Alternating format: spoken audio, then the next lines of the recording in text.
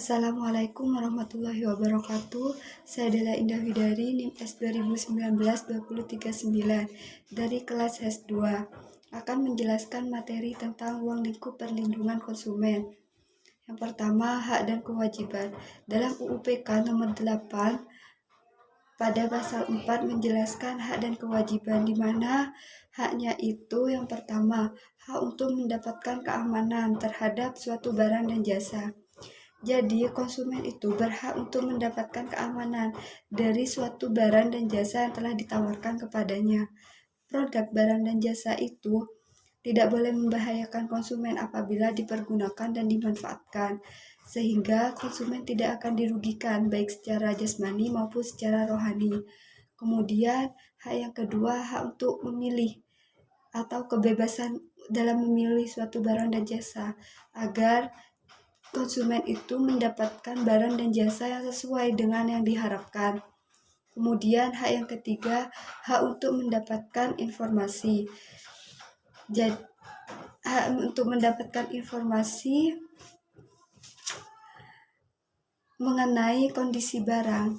Jadi, suatu produk, barang, dan jasa yang diperkenalkan kepada konsumen itu harus disertai dengan informasi yang jelas, akurat, dan jujur. Informasi ini dipergunakan agar konsumen itu tidak mendapatkan suatu gambaran yang salah atau gambaran yang keliru terhadap barang dan jasa tersebut. Kemudian, informasi ini dapat disampaikan secara lisan atau secara langsung kepada konsumen. Kemudian juga bisa disampaikan melalui iklan di berbagai media dan pencantuman pada barang. Kemudian hak yang keempat, hak untuk didengar dan hak yang lainnya. Mengenai kewajibannya pada pasal 5 UU PK, yakni wajib untuk beritikat baik. Wajib untuk beritikat baik dalam bertransaksi. Wajib untuk mengikuti prosedur yang terdapat pada barang atau jasa tersebut. Kemudian wajib untuk membayar sesuai dengan apa yang telah ditentukan. Kemudian ruang lingkup yang kedua yakni perbuatan yang dilarang. Perbuatan yang dilarang ini mengenai suatu produk, barang, dan jasa itu sendiri. Assalamualaikum warahmatullahi wabarakatuh. Baik, di sini saya akan meneruskan materi dari Mbak Dela. Yang selanjutnya itu poin D adalah tanggung jawab pelaku usaha. Mengenai tanggung jawab pelaku usaha dalam menjalankan suatu usaha, hubungan antar pelaku usaha dan konsumen terkadang tidak selalu berjalan dengan lancar.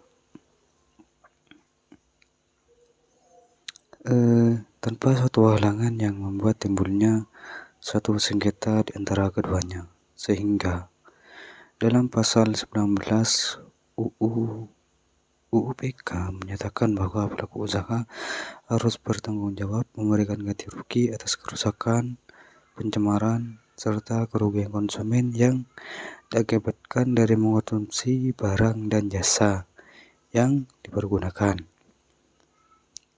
Pelaku usaha tersebut tidak menyediakan suku cadang atau fasilitas perbaikan, tidak memiliki jaminan yang telah diperjanjikan. Tuh. Nah, dan poin E, pembinaan dan pengawasan. Di sini pembinaan dan pengawasan dalam perlindungan hukum yakni untuk membina dan mengawasi pada penyelenggaraan perlindungan konsumen dan juga menjamin terlaksananya ketentuan-ketentuan UU PK dalam menjalankan usaha barang dan jasa. Dalam pasal 29 UU PK menyatakan bahwa pemerintah bertanggung jawab atas pembinaan penyelenggaraan perlindungan konsumen dengan menjamin hak dan kewajiban konsumen dan pelaku usaha. Lanjut kepada poin 2 asas-asas perlindungan usaha. Asas-asas perlindungan usaha yaitu terbagi menjadi 5 bagian, yaitu antara lainnya 1. Asas kemanfaatan. Dalam asas ini UPK menerapkan haruslah membersihkan suatu manfaat yang sebesar-besarnya kepada kedua pihak, yakni pihak konsumen dan pelaku usaha. Begitu, kedua pihak tersebut juga harus memperoleh haknya masing-masing. Gitu. Mungkin materi selanjutnya akan dilanjutkan oleh Mas Zainur Rozikin. Bismillahirrahmanirrahim. Nama M. Zainur Rozikin, NIM S 2019-2026. Saya akan melanjutkan penjelasan yang di atas. Itu pada poin B, asas keadilan. Asas keadilan dalam pasal 4 sampai dengan pasal 7 UPK mengatur mengenai hak dan kewajiban konsumen dan pelaku usaha. Dalam asas ini, konsumen dan pelaku usaha diharapkan dapat memperoleh hak dan menjalankan kewajiban serta seimbang dan baik. Poin C, asas keseimbangan. Asas ini mengharapkan dalam kepentingan konsumen dan pelaku usaha serta pemerintah itu dapat terwujud dengan seimbang tanpa asasnya pihak yang lebih tinggi dan pihak yang lebih rendah. Poin D, asas keamanan dan keselamatan konsumen. Penerapan peraturan perlindungan konsumen ini diharapkan dengan asas ini dapat memberikan suatu keamanan dan keselamatan bagi konsumen selaku pihak yang menggunakan, memakai, dan memanfaatkan barang dan jasa yang dikonsumsi atau digunakan tersebut. Poin E, asas kepastian hukum. Adanya asas kepastian hukum dalam perlindungan konsumen ini agar pihak konsumen dan pelaku usaha dapat menaati peraturan yang ada atau menaati suatu hukum dan memperoleh keadilan dalam penyelenggaraan perlindungan konsumen. Sekian dari saya, terima kasih. Assalamualaikum warahmatullahi wabarakatuh. Di sini saya akan melanjutkan penjelasan materi terkait kedudukan konsumen dalam beracara. Adapun prinsip-prinsip yang muncul tentang kedudukan konsumen dalam hubungan hukum dengan pelaku usaha perlindungan konsumen, di sini ada 3 poin. Adapun poin yang pertama yakni let the buyer beware, yakni sebagai embrio dari lahirnya suatu sengketa dalam bidang transaksi konsumen, di mana suatu pelaku usaha dan konsumen merupakan dua pihak yang seimbang.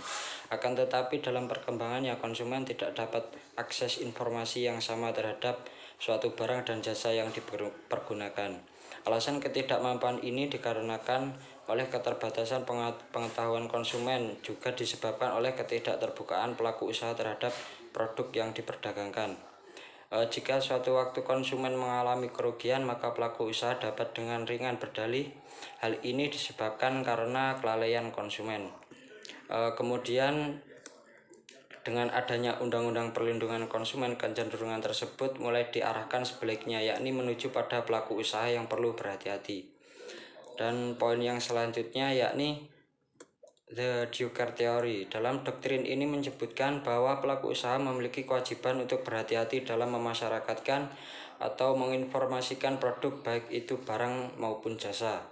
Untuk poin yang terakhir yakni The Privacy of Contract. Doktrin ini menyebutkan bahwa pelaku usaha mempunyai kewajiban untuk melindungi konsumen apabila di antara pelaku usaha dan konsumen terjadi suatu hubungan perjanjian, di mana pelaku usaha tidak dapat disalahkan terhadap hal-hal di luar apa yang telah diperjanjikan.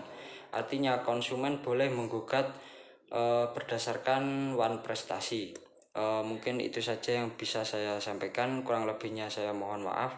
Sekian dari saya, wassalamualaikum warahmatullahi wabarakatuh.